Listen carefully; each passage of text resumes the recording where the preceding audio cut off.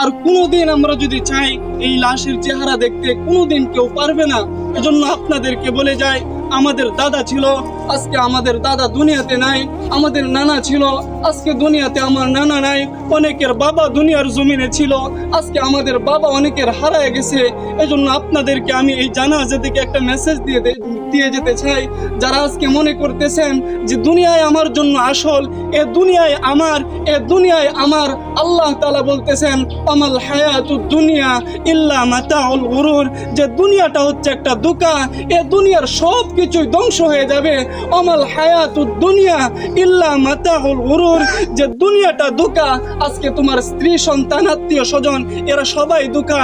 এজন্য মুহতারাম হাজরিন, দুনিয়ার মুখ থেকে আজকে আমরা আমাদের চেহারা, আমাদের দিল, আমাদের কলব আজকে আমরা আল্লাহর দিকে ফিরাইয়া দেই। যে জিন্দেগিতে যত গুনাহ করছি, আজকে এই জানাজা থেকে আমরা প্রতিজ্ঞা করতে চাই আর গুনাহ করব না।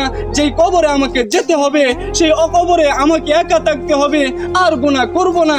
এই প্রতিজ্ঞা করে যদি আমরা এই জানাজা থেকে যেতে পারি, ইনশাআল্লাহ এই জানাজা আমাদের জন্য সফলতা বয়ে আনবে। সুবহানাল্লাহ।